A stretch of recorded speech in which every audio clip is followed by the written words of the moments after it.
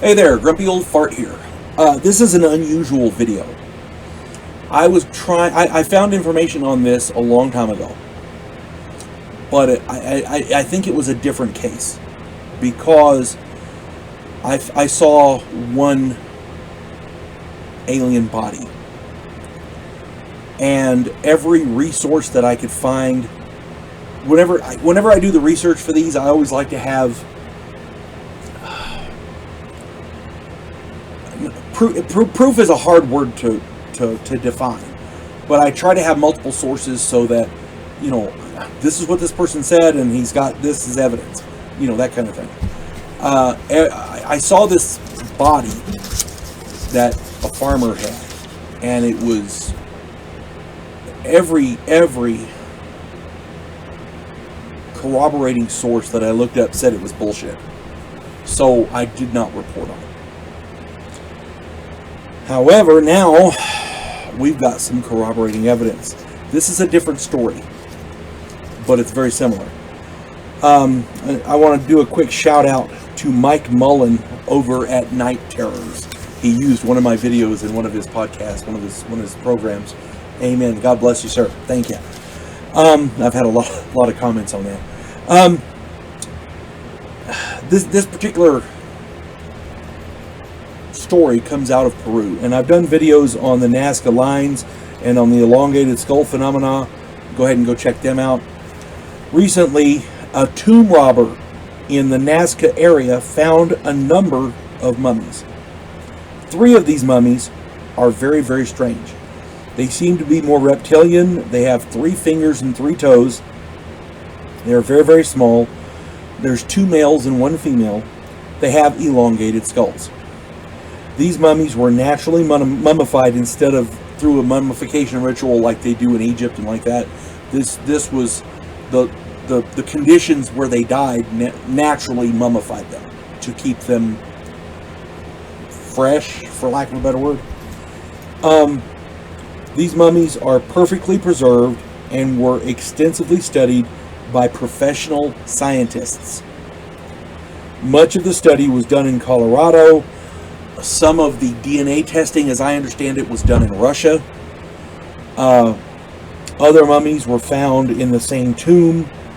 There were 2 different types of mummies found, and neither of them apparently were completely human. The mummies have only 25% human DNA. The other 75% of the DNA does not match anything else on Earth. These are literally alien mummies. The person who found the mummies claims that inside the tomb were structures which he described as a citadel.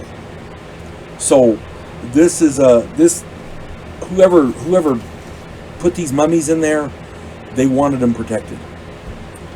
The Peruvian government immediately dismissed these findings as a hoax. So naturally, no other news service will touch them. We have scientific studies in Colorado and in Russia verifying the authenticity of the mummies, but they are immediately dismissed as hoaxes. Scientific advancement, I can't even read my own writing. Scientific advancement cannot occur unless real investigations are made, and the findings thereof are discussed openly. These mummies should be in the forefront of every news agency in the world. 75% of the DNA of these things aren't even human. They're not from Earth. What are we supposed to make of that?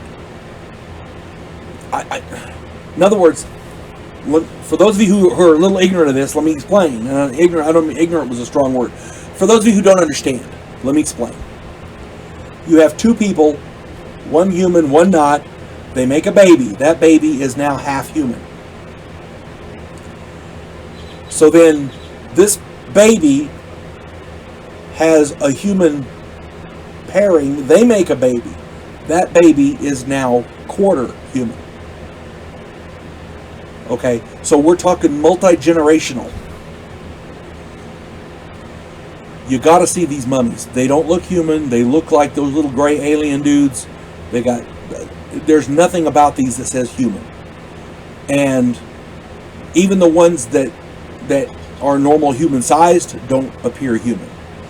I maintain that there is a veil of secrecy shrouding anything that does not fit the archaeological story, the narrative that scientists are trying to put forth. And that's what it is. It's a story. It doesn't make sense. There's a man named Michael Cremo who does a book called Forbidden Archaeology. I've got it in there. It's about that thick. It's a hard read to get through, but the information in it is freaking awesome. They're finding things now that don't fit the archaeological record, the anthropological record. People say, well, they can't possibly have anything like Bigfoot. Bigfoot can't possibly exist. Really? There was a fish caught off the coast of Africa called a coelacanth. Coelacanth is supposed to have been extinct for 65 million years. They caught one.